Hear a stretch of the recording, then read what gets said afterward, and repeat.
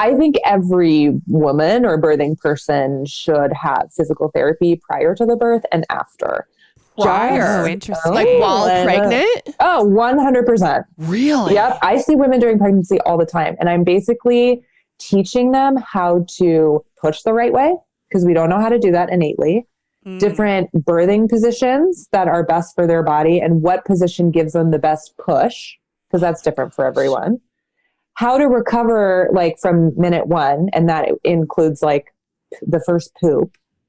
Like, how do you do that? That's terrifying. Oh my God. It's like worse than, the actual baby coming out, in my humble opinion, if you have hemorrhoids and stuff. Like, I disagree, but okay. Yeah. It's like, actually a 10-pound baby is worse than that. Like how to move, like how to get out of bed. Like now we have this like water bed for an abdomen, and we have this newborn, and we're getting up all the time in the hospital. And like, how do you do that? How do you get out of bed? It's like, you don't get any of that information. No. And especially with a C-section. Oh my God. And it is completely, a waterbed for abdomen is the perfect analysis. I remember, same thing, like 6 weeks. And of course I had to go work out. And I remember going to a Zumba class.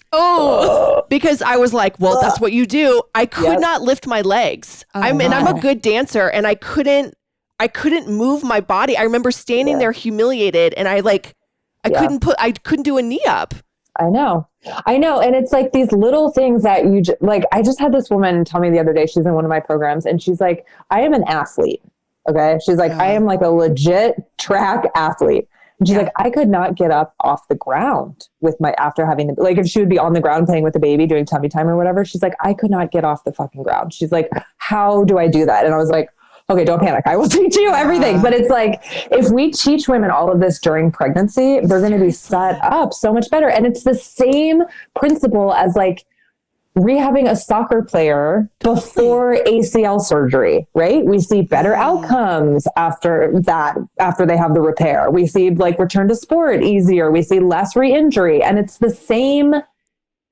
It's like, why aren't we doing it Why for is everyone? it so ignored? I mean, I remember in the hospital after my first, she was in the NICU, and I would go up there to breastfeed her. So I'm like walking, to another floor, right? Yeah. And then they were like, here, sit in this rocker, which was, nice idea. It was a wooden rocker. So I'm just sitting on this like thing, trying to learn how to breastfeed my baby who can't even come to my room. And I just remember the pain was so excruciating. And like, what do they do for that? And I know one of our close friends is a midwife, and she works at a birth center, and they are just very, very conscious postpartum. But when are hospitals going to get their shit together?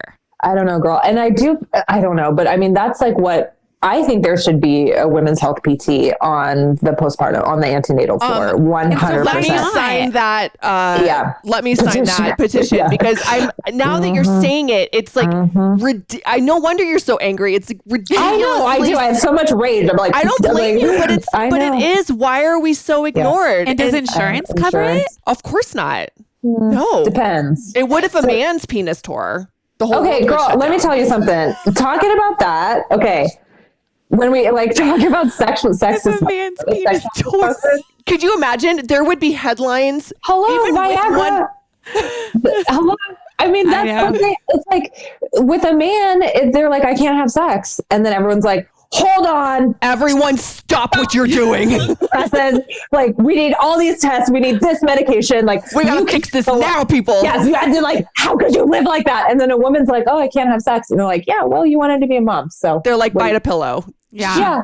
Have some wine. You're fine. I mean, it's like, that's a whole nother thing. But I think, so like the insurance question is tricky. There, in the physical therapy world, pelvic floor PT is considered like just regular physical therapy. So hypothetically, if you have like a PPO or, whatever the hell, then whatever your benefits are, yes, it gets covered.